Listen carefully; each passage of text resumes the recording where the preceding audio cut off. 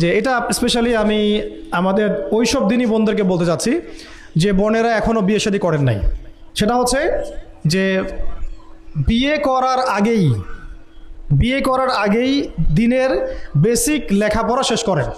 এত পাগল হওয়ার দরকার নেই। আগে চরিত্র হেফাজত হচ্ছে না, রোজা রাখেন, ঠিক আছে? দিনই পড়াশোনা আগে শেষ না করে বিয়ে করতে যায় না।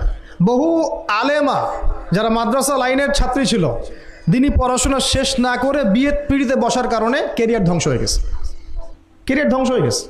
বিয়ে পরে করেন, আগে পড়াশোনাটা তুলনামূলক পড়াশোনাটাকে শেষ করে নেন।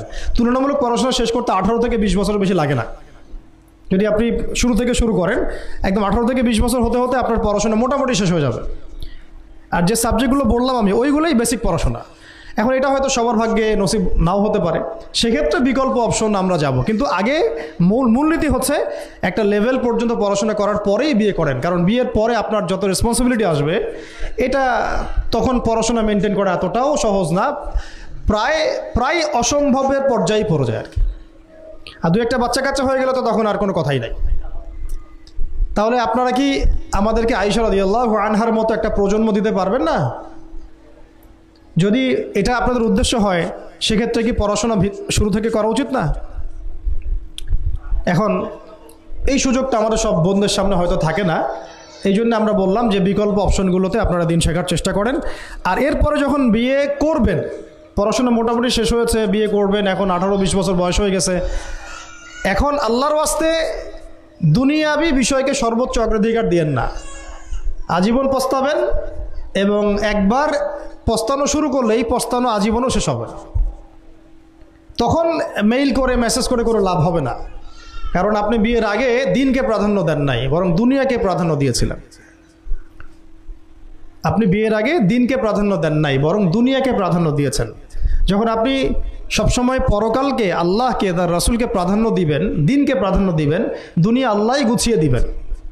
আর যখন আপনি দুনিয়াকে সর্বোচ্চ অগ্রাধিকার দিবেন, দিন আপনার কাছ থেকে দূরে সরে যাবে। দিনের একটা গায়রত আছে, একটা ব্যক্তিত্ব, দিনের একটা স্বতন্ত্র গায়রত আছে, সে সবার কাছে ধরা দেয় না। যেটাকে মূল্যায়ন করে তার কাছেই দিন আসে, যেটাকে মূল্যায়ন করে না তার কাছে দিন আসে না।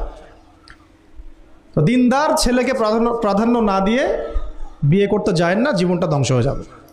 হ্যাঁ, আমি বলছি না দিনদার ছেলে মাদ্রাসাতেই থাকে না, ইঞ্জিনিয়ার লাইনেও থাকতে পারে, ডক্টরও হতে পারে, ইঞ্জিনিয়ারও হতে পারে, কিন্তু এটা বাহ্যিকভাবে এটাকে জাস্টিফাই করাটাও ডিফিকাল্ট।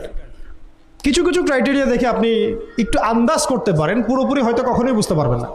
সেটা হচ্ছে দিনের প্রতি তার ফিকির কেমন, দিন নিয়ে তার কাজ কেমন, তার লাইফস্টাইল কেমন, তার পরিবার কেমন, কোন পরিবেশে সে বড় হয়ে উঠেছে, তার একাডেমিক্যাল সার্টিফিকেট কেমন, তারপরে তার দাওয়াতের মেহনতে অ্যাক্টিভিটিস আছে কিনা, বা ব্যবসা হালাল কিনা, বা চাকরির হালাল কিনা, নামাজ ঠিক আছে কিনা, তার মধ্যে সুন্নাহ আছে কিনা, এগুলো কিছু বাহ্যিক সাইন যেগুলো দেখে আমরা একটা আইডিয়া নিতে পারি। তারপরে বলবো যে এখানে 100% আপনি এনশিওর হতে পারবেন না।